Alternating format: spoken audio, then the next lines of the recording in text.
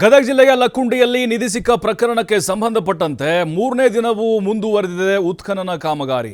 ಪುರಾತತ್ವ ಇಲಾಖೆ, ಪ್ರವಾಸೋದ್ಯಮ ಇಲಾಖೆ, ಜಿಲ್ಲಾಡಳಿತ, ಲಕ್ಕುಂಡಿ ಅಭಿವೃದ್ಧಿ ಪ್ರಾಧಿಕಾರದ ನೇತೃತ್ವದಲ್ಲಿ ಉತ್ಖನನ ನಡೀತಾ ಇದೆ. ಲಕ್ಕುಂಡಿಯಲ್ಲಿ ರಿತ್ತಿಯವ್ರ ಕುಟುಂಬಸ್ಥರು ಪಾಯ ಅಗೆಯುವಾಗ ಅಲ್ಲಿ ಸುಮಾರು 65 ಲಕ್ಷ ಮೌಲ್ಯದ ಆಭರಣಗಳು ಸಿಕ್ಕಿದ್ವು. ಅಂದರೆ ಅದನ್ನು ನಿಧಿ ಅಂತಾನೆ ಕರೆದಿತ್ತು. ಈಗ ದೇವಸ್ಥಾನಗಳ ಸುತ್ತಮುತ್ತಲೂ ಕೂಡ ಉತ್ಖನನ ಕಾರ್ಯ ನಡೀತಾ ಇದೆ. ಮೂರನೇ ದಿನಕ್ಕೆ ಕಾಲಿಟ್ಟಿದೆ. ಈಗ ಇಂದು ಜಿಲ್ಲಾ ಉಸ್ತುವಾರಿ ಸಚಿವರ ನೇತೃತ್ವದಲ್ಲಿ ಒಂದು ಮಹತ್ವದ ಸಭೆ ಇದೆ. HK ಪಾಟೀಲ್ ಅವರ ಒಂದು ಸಲಹೆಗಳು ಕೂಡ ಈ ಸಭೆಯಲ್ಲಿ ಬರುತ್ತೆ. ಪುರಾತತ್ವ ಇಲಾಖೆ ಅಧಿಕಾರಿಗಳ ಜೊತೆಗೆ ಮೀಟಿಂಗ್ ಇದೆ.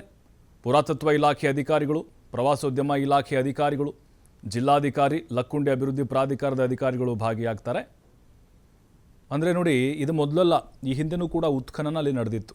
2003, 4, 5 ಹೀಗೆ ವರ್ಷಾನುಗಟ್ಟಲೆ ಆಗಿದೆ. ಏನು ಸಿಕ್ಕಿರಲಿಲ್ಲ ಅವಾಗ. ಕೆಲವು ಪುರಾತನ ವಸ್ತುಗಳು ಪತ್ತೆಯಾಗಿದ್ವು. ಈಗ ಅಂಥದ್ದೇನು ಯಾವುದೋ ಒಂದು ಮತ್ತೆ ಸಿಕ್ಕಿದೆ, ಪುರಾತನ ಒಂದು ಅವಶೇಷ. ಬಟ್ ಬಂಗಾರ ಅಂತರೂ ಸಿಕ್ಕಿಲ್ಲ ಇಲ್ಲಿವರೆಗೂ. 5-6 ಅಡಿ ಆಳಕ್ಕೆ ಹೋದರೂ ಕೂಡ ಏನು ಪತ್ತೆ ಆಗ್ತಾನೇ ಇಲ್ಲ. ಇದು 2-3 ದಿನ ನಡೆಯುವುದಲ್ಲ, ತಿಂಗಳುಗಟ್ಟಲೆ ನಡೆಯುತ್ತಿದ್ದು. 25 ಲಕ್ಷ ರೂಪಾಯಿ ಇದಕ್ಕೆ ಅನುದಾನವನ್ನು ಬಿಡುಗಡೆ ಮಾಡಿರೋದು. ನೋಡಿ, ಈ ಲಕ್ಕುಂಡಿ ಅನ್ನೋದು ಐತಿಹಾಸಿಕವಾದಂಥ ಒಂದು ಸ್ಥಳ. ಬಾದಾಮಿ ಚಾಲುಕ್ಯರ ನೆಲೆಬೀಡು ಅಂತ ಕರೀತಾರೆ. 101 ದೇವಸ್ಥಾನಗಳು, 101 ಕಲ್ಯಾಣಿಗಳು.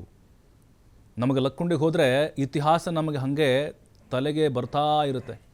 ರಾಷ್ಟ್ರಕೂಟರು ಆಳಿದ್ದಾರೆ, ಚಾಲುಕ್ಯರು ಆಳಿದ್ದಾರೆ, ಜೊತೆಗೆ ವಿಜಯನಗರದ ಅರಸರು ಕೂಡ ಇಲ್ಲಿ ಆಳಿದಂತಹ ಕುರುಹುಗಳಿದ್ದಾವೆ. ನೋಡಿ, ನಿನ್ನೆ ಸಿಕ್ಕಂತಹ ಒಂದು ಪುರಾತನ